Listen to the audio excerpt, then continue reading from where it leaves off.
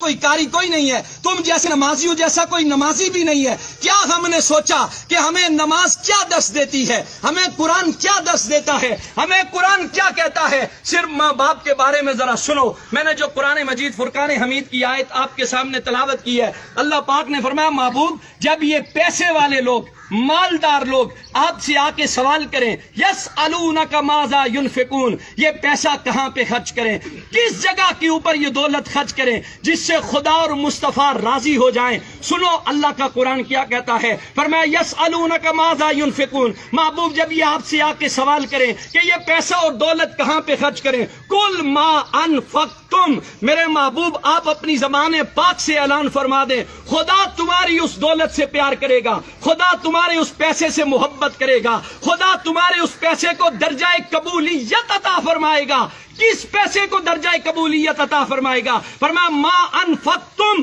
من خیر فللوالدین، جو پیسہ تم اپنے بوڑھے باپ اور بوڑھی ماں کے اوپر خرچ کرو گے، اور تمہیں گارنٹی مل رہی ہے کہ جس بندے نے اپنے ماں باپ کے اوپر پیسہ خرچ کیا، جس نے ان کی خدمت کی، جس نے ان کا احترام کیا، جس نے ان سے دعائیں لی ہیں، اس بندے کے ساتھ خدا بھی راضی ہے، خدا کے محبوب بھی راضی ہیں۔ یہ بات یاد رکھو، یہاں سے 7 لاکھ روپے خرچ کر کے بندہ حج پڑھنے جاتا ہے، نہ اس کے پاس مکے کے مفتیوں کا فتویٰ ہے، نہ پاکستان کے مفتیوں کا فتویٰ ہے کہ تو نے 7 لاکھ روپے خرچ کیے، تو نے کعبہ شریف کی زیارت بھی کی ہے، تو نے وہاں صفا اور مروہ کی سعی بھی کی ہے، تو مکے اور مدینے کی گلیوں میں گھوما بھی ہے، اس کے پاس سند نہیں ہے کہ تیرا حج قبول ہو گیا ہے، تیری عبادت قبول ہو گئی ہے، تیرا جھکنا قبول ہو گیا ہے۔ خدا کی رحمت کی امید تو ہے لیکن قبولیت کی گارنٹی کوئی نہیں دے سکتا۔ لیکن سنو، جنہوں نے ماں باپ کی خدمت کی ہے، ان کے ساتھ محبت کا رشتہ قائم رکھا ہے،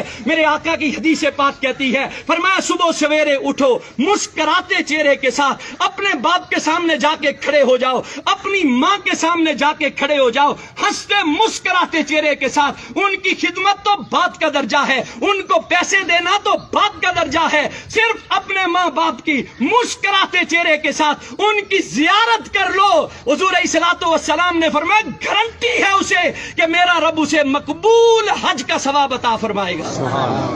ہم یہاں سے حاجی صاحب بننے کے لیے مکے کی گلیوں میں تو جاتے ہیں، مدینے کی گلیوں میں تو جاتے ہیں، پیسے تو خرچ کرتے ہیں۔ کبھی سوچا تمہارا بوڑھا باپ گھر میں بیٹھا ہوا ہے، کبھی سوچا تمہاری ماں وہ محبت کی نظروں سے تمہیں دیکھ رہی ہے، شاید میرے بیٹے کو زندگی کا گزرا ہوا کوئی لمحہ یاد آ جائے، شاید اسے زندگی کی کوئی بیتی ہوئی یادیں ستائیں کہ میرے باپ نے میرے لیے اتنا کچھ کیا تھا، میری ماں نے لوگوں کے دروازوں کے اوپر جا کر کپڑے دھو کر برتن مانج کے لوگوں کے گھروں میں جھاڑو لگا کر۔ آپ اور میں روز دیکھتے ہیں بوڑھے ضعیف العمر لوگوں کو کہ روڈ کے اوپر سوٹی اٹھا کر لوگوں سے مانگ رہا ہے۔ کبھی اس بابے سے ایک دفعہ پوچھ کے دیکھو، بابا یہ تو کس کے لیے مانگ رہا ہے؟ تو لوگوں کے دروازوں کے اوپر جاتا ہے، تو کس لیے جاتا ہے؟ کیا تجھے اپنی ضرورت ہے؟ وہ باپ کہتا ہے نہ مجھے میری ضرورت نہیں ہے، میں زندگی گزار سکتا ہوں، لیکن میرے گھر میں ننھے بچے ہیں جو شام کو میرا راستہ تکتے رہتے ہیں۔ ہمارا باپ گھر میں سودا لے کے آئے گا،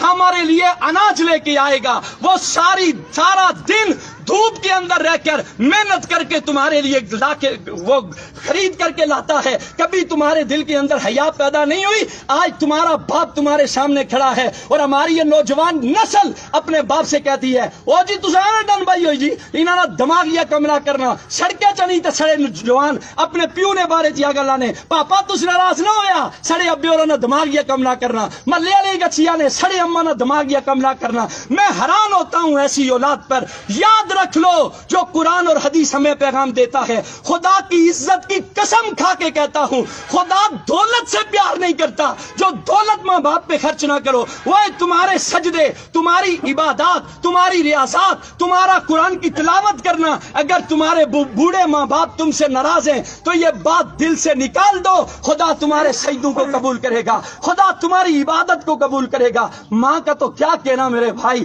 ماں تو زمانے کی وہ ہستی ہے جسے جسے قرآن نے چاند کہا ہے. ساری کائنات ایک طرف ہے, ماں کی ہستی ایک طرف ہے. ماں جیسا تو اللہ نے کائنات کے اندر کسی کو پیدا ہی نہیں کیا ہے. وہ ماں جس کے بارے میں ایک شاعر بول کے کہتا ہے, ایک مدت سے میری ماں نہیں سوئی تابش, میں نے فقط ایک بار کہا تھا کہ مجھے ڈر لگتا ہے. تابش کہتا ہے میں نے زندگی میں ایک مرتبہ کہا اماں مجھے ڈر لگتا ہے, اس کے بعد میری ماں نے سونا ہی چھوڑ دیا. ایک اور شاعر بول کے کہتا ہے, وہ کہتا ہے وہ اس ڈر سے دوپہر کے وقت بچوں کو سلا دیتی ہے, شاید کھلونے بیچنے والا پلٹ کے واپس نہ آ جائے. ایک اور شاعر بول کے کہتا ہے, وہ کہتا ہے جس گھر میں روٹیاں 4 ہوں بندے 5 ہوں, اس گھر سے ایک ہی ہستی کی صدا بلند ہوتی ہے, مجھے بھوک نہیں ہے, وہ کوئی اور نہیں ہوتا, رب کعبہ کی قسم وہ ماں ہوتی ہے. ایک اور شاعر بول کے کہتا ہے, وہ کہتا ہے اس زمانے